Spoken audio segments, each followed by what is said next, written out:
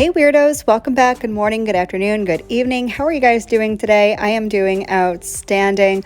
I've got some super fun stuff from Virgo and Gem. We're going to do a whole mani, but this is not going to be really an instructional type video, more of a chatty dip with me. I'm going to answer a bunch of the questions that you guys asked me in my Facebook group.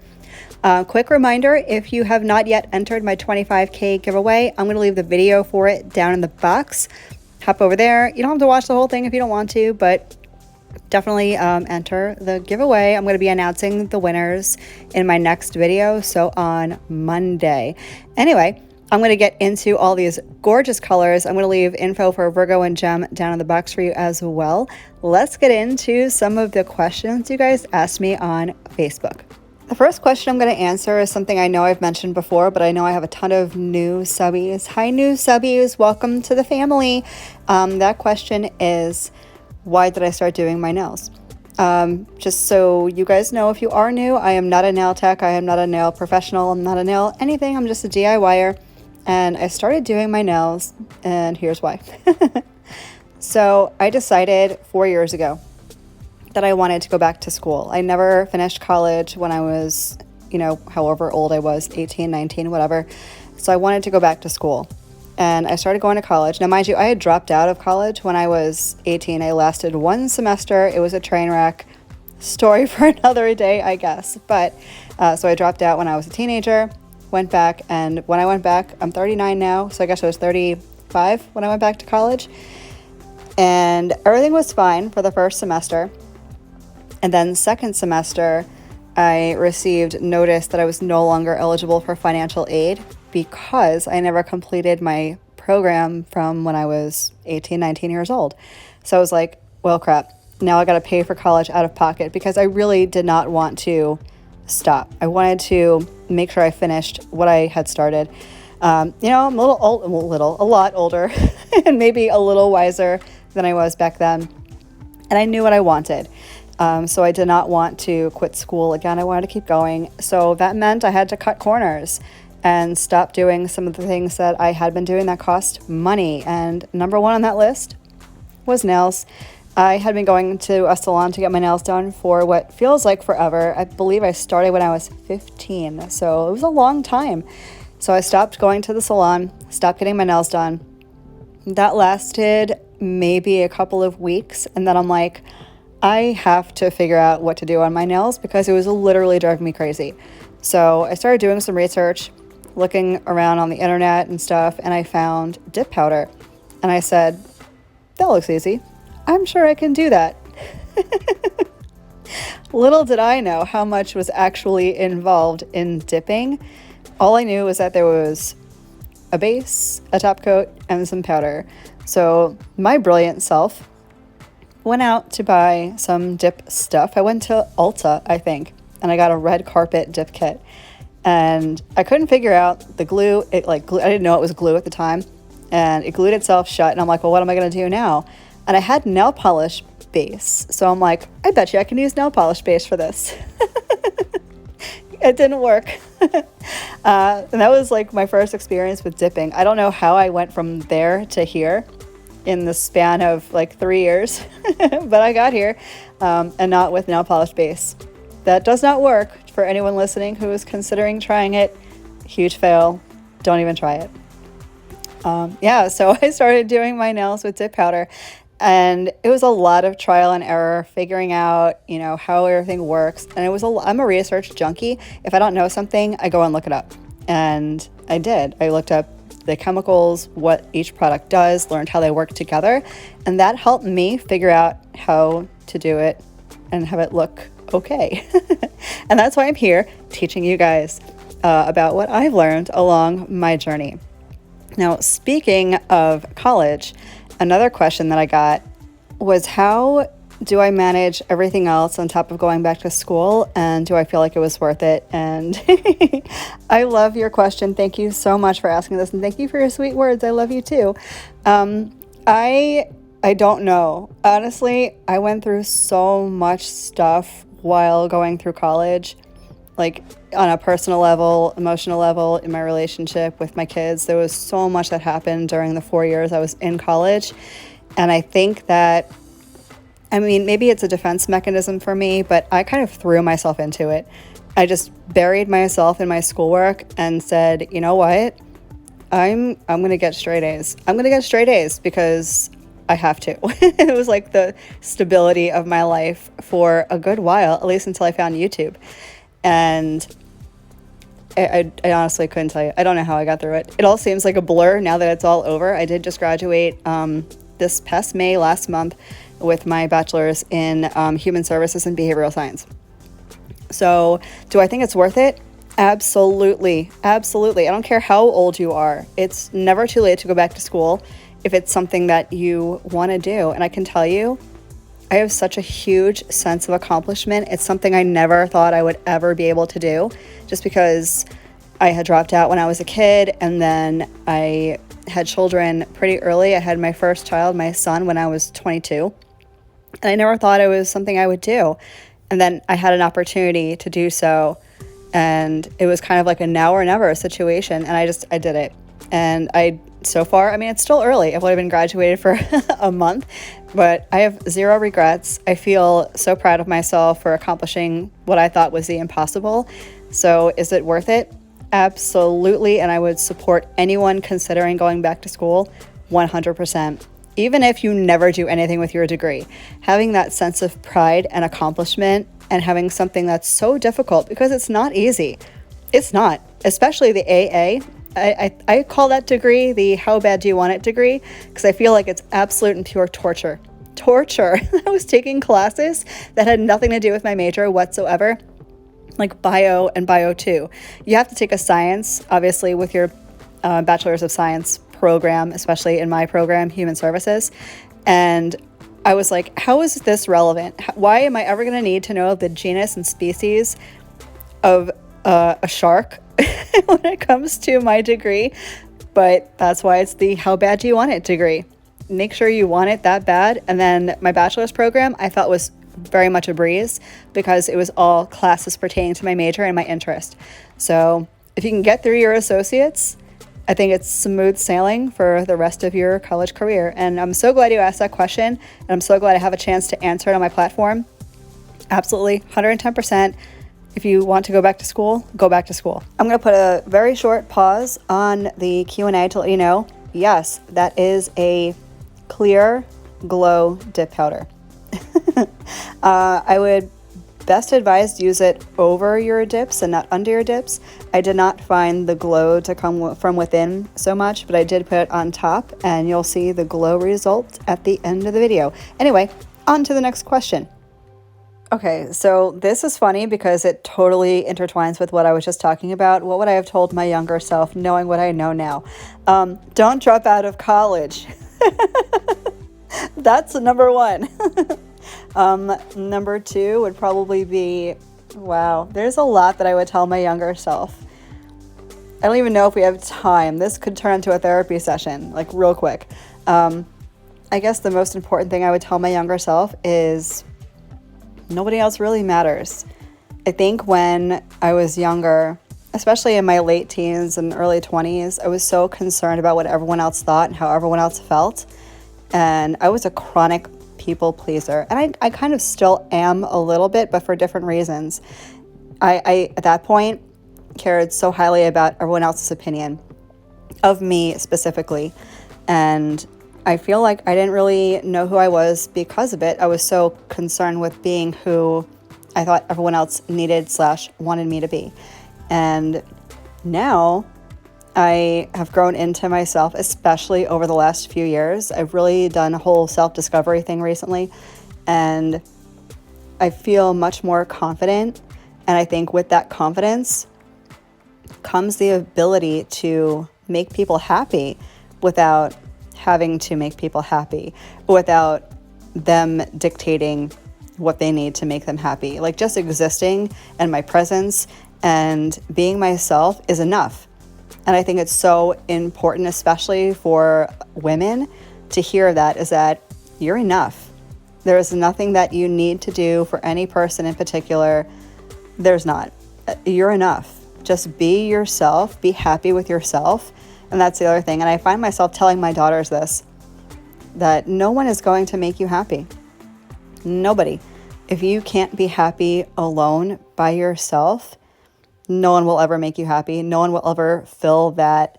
I don't want to call it a void. It doesn't necessarily have to be a void, but that space in your heart that is just feeling empty, nobody will fill that. You have to fill that yourself. And once you can, it's literally a whole new world, like total Jasmine and Aladdin vibes. I mean, I don't know how to explain it aside from that, but I think that is the biggest life lesson that I've had to learn, and something that I would 110% want my younger self to know. What would you guys want to tell your younger self? I'd be curious to hear. Maybe you have better answers than I do. Comment down below. Let me know what advice would you give to yourself years ago that, I don't know, might help prevent situations from happening or just enhance your life in some way. Let me know down below. Next question. How did I end up in Florida? Okay, so this is kind of a loaded question. I'm going to trigger warn this a little bit for domestic violence and death. Sorry if you don't want to hear about it. Fast forward to another question. But this is going to be raw and real and honest. So here's how I ended up in Florida. I was on Long Island. I was raised there. I spent 34 years there. And like my kid's father and I, we were divorced. We had a great relationship. We were great friends, but we were divorced. And towards the end of my time on Long Island, I found myself in a very abusive relationship. And I had been planning for a while to get out of it. Matter of factly, my kid's father, he was trying to help me find a new place because I couldn't do anything on my phone because my ex would go through my phone all the time and smash it if he found something he didn't like. So I could not use my phone for literally anything. So my ex was helping me try to get out of this really, really bad situation. At the end of my time on Long Island, my children's father actually passed away. And after he passed away, I didn't feel like I had anything left holding me back to Long Island. You know, of course I had family and stuff there, but the only reason I never thought about relocating was because I would never want to take the kids away from their dad. You know, we had, like I said, we had a great relationship. He was active in their lives. And then after he passed away, I was like, we're out. We are finally out. And I literally packed up my car. I had a little bitty, I think it was like a 2014 Nissan Versa, teeny little thing. I filled my car with everything that I could and drove to Florida. Set up shop here and haven't looked back. I have gone up to New York one time. The first year, my kids go up there every summer to spend time with their family. The first summer they went up there, I went with them. And from then on, the kids fly up on their own and they do great. My son is 16, so they don't have like chaperones or anything like that. And they do great on flights. They're very well-behaved kids in public. But I have not been up there in quite a while. I don't feel a need to go back there. For me, Long Island just holds like so many sad memories, and just being there can be a trigger for me. So that's how I found Florida. And why did I pick the location I'm at? A few different reasons. I originally was up in Melbourne area, Palm Bay area. I had a friend that lived down there and we were kind of working through stuff together.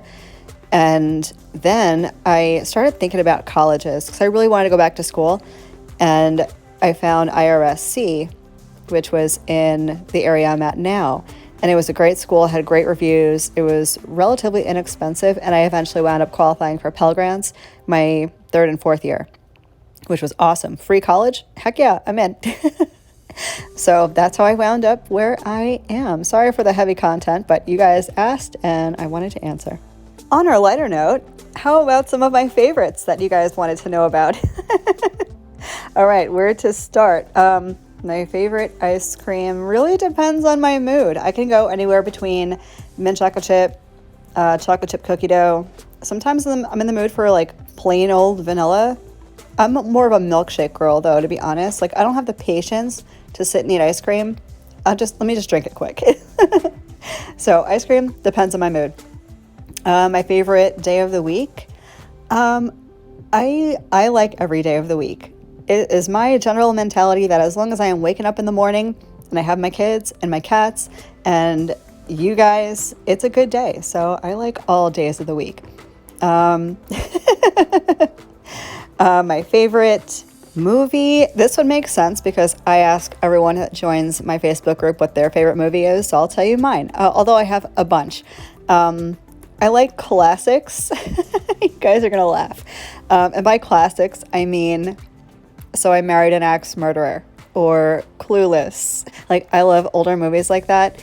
Also a big fan of Shawshank Redemption, Silence of the Lambs. I like, you know me, I'm a big fan of like murder mystery stuff, true crime stuff. I like all sorts of slasher and horror movies.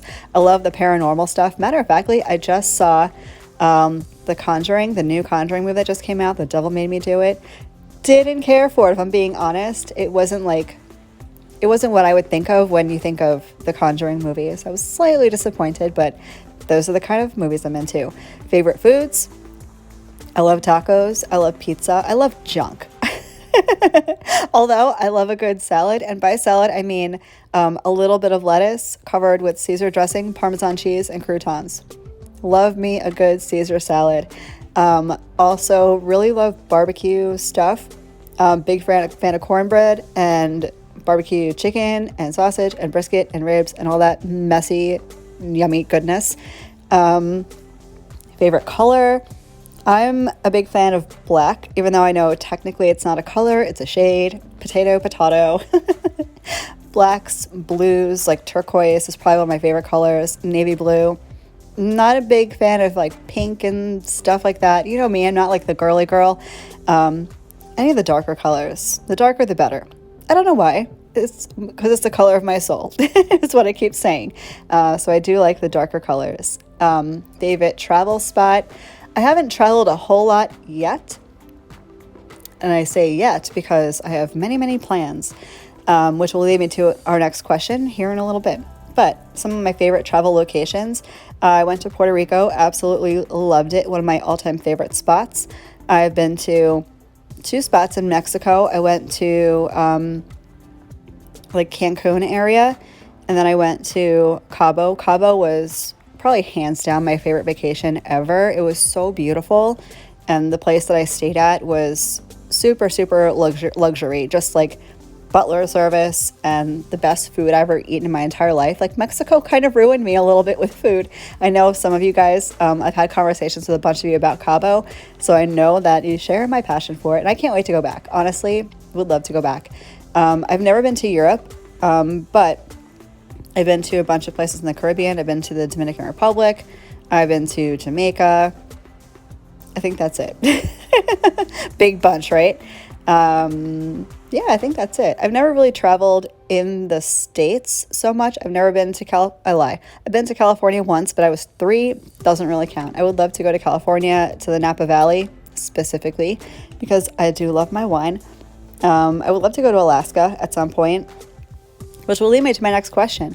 One of you guys asked what's on my bucket list. Absolutely the Northern Lights. Something I've been wanting to do for what feels like forever, just to see them. And I've seen so many photos. I've had subscribers send me photos because they live close to where you can see it. I know it doesn't even do it justice. Like, I want to be there with my naked eyeballs and see them for myself with a lot of layers on, because I do not like being cold at all. Also on my bucket list, and another question that you guys asked about going to a country and being immersed in the culture and learning all about it for like a month. I would absolutely say Spain, and for no real reason other than I do have like Spanish in me. I think I'm 12% Spanish, which is not a whole lot by any means. I'm mostly German, but I don't speak German whatsoever. I speak a little bit of Spanish, so I would really love to go to Spain, completely immerse myself in the culture, eat all the food, drink all the wine, drink a lot of the wine, learn the language like fluently, and yeah, that's where I would want to spend some time and really experience it. Another question was about lives, and And are you my favorite? First of all, I don't have favorites. You're all my favorite weirdos. You're my favorite humans in the whole wide world. I will answer your question about lives, but before I do that, since you brought up weirdos, I am going to tell you where the weirdos came from, because I know a lot of you probably wonder that, or if you didn't, you are now. So I'm going to tell you. One of my all-time favorite quotes, and I have a couple, but one of my favorite ones is, "Weirdness is simply a side effect of being awesome." And that quote is from Bill Murray. And when I heard this quote, it was years and years and years ago. I was like, that is phenomenal. And I've always considered myself to be a weirdo. Like, I'm just not normal. And the reason I started calling you guys my weirdos is because of your overwhelming awesomeness. The way you support me and love me and just be there. You guys are always there for me. And I appreciate that so incredibly much. And it makes you guys so incredibly awesome. You guys are awesome humans, and that makes you weirdos. Not a bad thing. I don't know why weird and weirdos and weirdness got a negative connotation from, but I think it's absolutely awesome. I embrace the weirdness. I tell my kids almost every day that I love their weirdness because they're quirky and they're strange and unique. And I love that with my whole entire heart. For me, it's like the polar opposite of a cookie cutter, just, I don't know, I guess today you would call it basic. I have air quotes, you can't see it, but I do. And that is so not me or them or you guys. And that's why you guys are all my favorite. But about the lives. Lives did get difficult for me while I was in school because I would film during the day. My kids are home during the day. And then at night, after they would go to sleep, I would work. And I would do my editing, my voiceovers, my schoolwork, take exams because everything was online. So lives were super difficult while I was, having the kids home all the time and being in school. So I am going to bring back lives if you guys would want to see them, especially this summer, like coming up in the next couple of weeks. I want to start planning another live. Would you guys want to have me start doing lives again? Because I'm kind of excited to. I'm feeling very motivated and I want to spend time with all my favorite weirdos. So let me know down below if that's something you would want to do. I'm going to, well, I did file and buff my nails off camera. I'm going to leave my filing and buffing routine down in the box for you guys. While I am getting ready for my top coat routine, I am going to hopefully get through one more question that you guys had. If you want me to do a part 2, let me know, because I will. I have so many more questions that I didn't get to because y'all know me. I'm a little chatterbox. I'll just talk to you guys forever. The last question is, I guess it's a multi-part, but essentially it's how being a creator / influencer affects my daily life. I'm going to leave my creator / influencer playlist for you guys down in the description box or up in the cards. I answered a ton of questions about being an influencer and being a creator, but the short version of all of that, I'll give you the condensed, abridged portion, I guess, if you will. It affects my life every day. In so many ways, mostly good, like 95% positive. I absolutely adore being in the Facebook group with you guys, being here, doing this, talking to myself to the phone. It's just super weird, but I love doing this. I really do. There is always the occasional little bit of drama that happens, but you know what? Especially in the Facebook group with our 6,000 of you weirdos, I mean, you put 6,000 people together in one room and there's bound to be trouble. You can't get away from all of it, and I understand. And it happens so infrequently that it's not even really a consideration. I've had so many people tell me or ask me, why do you keep doing it if this kind of stuff just happens? And I'm like, because the good outweighs the bad. In my Facebook group, I'm going to brag on it. I haven't done it in a minute, but I'm going to brag on it for a little bit. There are so many super sweet and caring and kind humans in the Facebook group. And you guys just warm my heart every day. I'm going to get choked up. But it really does to see some of your comments, even some of your posts. I've had a few guys, actually more than a few, a gigantic handful, post stuff that is not nail related, but you're just looking for support or encouragement or kind words or advice. And that makes my heart smile. That sounds terrible. It doesn't make my heart smile that you're in need of that. I'm sorry. It makes my heart smile that you feel comfortable enough with me, with the Manny fam, to ask for such things in the Facebook group. And the responses, I could not be more proud of my weirdos and my Manny fam. I love being there so much. I really don't go into any of the Facebook groups, which sounds selfish. I should be more active in the community, I suppose, but when you have a group that's as amazing as the Manny fam, I don't want to be anywhere else. And you know what? The inspo, I mean, of course, it's a nail group. Let's talk about nails for a minute. There are some so super incredibly talented humans. And the best part is that it's not just DIYers. We have DIYers. We have newbies that have never done nails before. We have nail techs that are educated and have been in the industry for 10, 20 years. So it's such a great mix of experience and creativity and talent. I can't say enough good things about it. I don't even know how I got here. I really don't. Just like the whole 25,000 subscriber thing. I don't know how we got here. Now that we're here, here's the finished Manny.